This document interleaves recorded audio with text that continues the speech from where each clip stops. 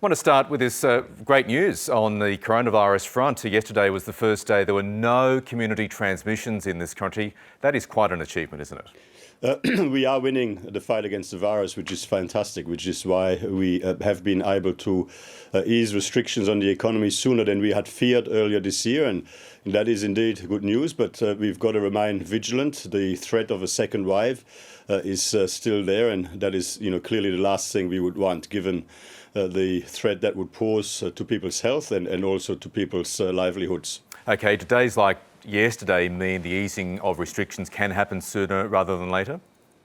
Clearly the National Cabinet and State and Territory governments will continue to make those decisions. But, in the context of no community transmission, there clearly is a capacity to ease restrictions sooner than would be the case in the alternative. Okay, let's talk about Jobkeeper. I want to first play what the Prime Minister said about that and how long Jobkeeper would last Friday. The 6 months of provision of Jobkeeper has been set out in legislation and people can count on that. So they can guarantee that? Jono? They can guarantee that will be there until the end of September? Yes. So why didn't that guarantee extend to childcare workers? Well, Jobkeeper is in place for 6 months. It is in place till the end of September. But in relation to the childcare childcare sector, there were some specific circumstances. I mean, out of about 200,000 employees across the childcare sector, 120,000 were eligible for the Jobkeeper payment, and also so 80,000 weren't. So what has happened here on the basis of representations out of the childcare sector is that government support is provided in a different form. Also, I mean, at the beginning of this pandemic, demand and activity and attendance in childcare centres dropped dramatically, which put the viability of a lot of centres at risk. But attendance levels have increased now in excess of 70%.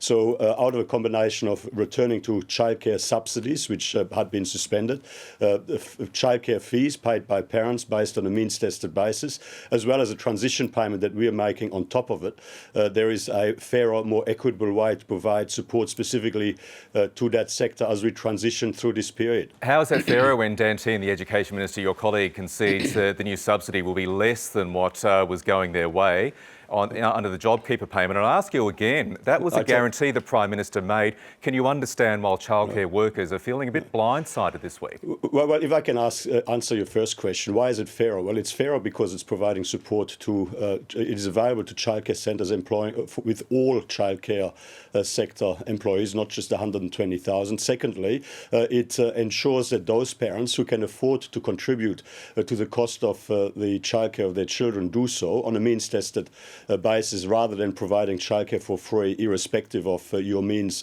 to contribute to the cost of the childcare for your children.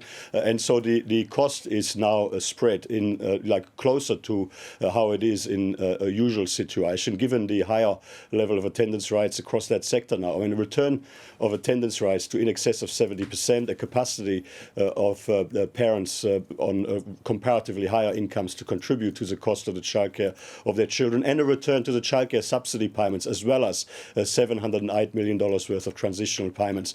All of that is helping to ensure that we can transition this sector to the other side in a fairer and equitable way to everyone involved. Okay, and on the Jobkeeper question, when the Prime Minister made that guarantee there, it was a pretty blanket one. There were no references to clauses and get-out clauses by him last Friday. Can you understand? I'll ask that question again. While childcare workers are feeling blindsided, and while workers in other sectors might also feel a bit nervous this week? The Jobkeeper program remains in place, and the Jobkeeper program will remain in place until the end of September. And I should say that all those childcare services who access the $708 million transition payment have to make a commitment to maintain employment levels. So childcare workers are actually supported through this period, except that we're supporting them in a fairer, more equitable and better targeted way, and enabling and ensuring that parents who can afford to do so contribute to the cost of the childcare of their children the way they did in the past. You've also said the Jobkeeper payment will be reviewed. The details of that will be announced in late July. Why not simply wait for the review process to work its way through? Well, because there were legitimate representations from the childcare sector that there was a fairer and better way to provide transitional support for the remaining period. This was always going to be temporary support.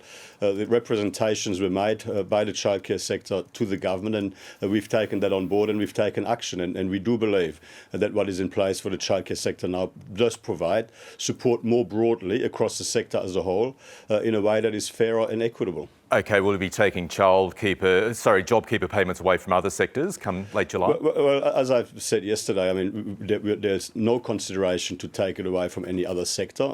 That is not something that is in front of us. But I hasten to add, Treasury is conducting a review into the scheme, which was always scheduled for the middle of this 6 months program, and that is going to report to us later this month, early next month, and there will be decisions made in time for the economic statement on the 23rd of July. Okay, I preface this final question by pointing out and acknowledging everybody out there is suffering pain as a result of coronavirus. The ABC is about to lose 250 of its workers. This is an organisation that quite literally, Mathias Cormann, saved lives during the bushfires in summer. Do you regret cutting the ABC's budget? Well, the ABC gets more than $1 billion in funding every year from the taxpayer, and the ABC has got significantly better financial security than any of the other media organisations across Australia. I mean, there's been structural pressures on the media sector nationally everywhere, and I think comparatively speaking, the ABC is in an incredibly strong financial position on the back of very strong taxpayer-funded support. Okay, no regrets about cutting the budget? Well, the ABC is receiving significant funding from the taxpayer. The growth in funding hasn't been as high as the ABC might have hoped, but the ABC is in a much stronger position than any other media organisation in Australia. Okay, in terms of we're all in this together, our boss David Anderson has taken a 5% pay cut until September. Is that something you and your cabinet colleagues would also do?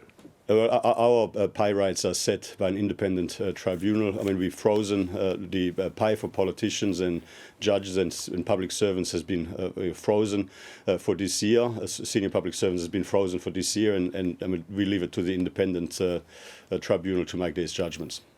Okay, we'll leave it there. Mathias Cormann, thank you. Always good to talk to you.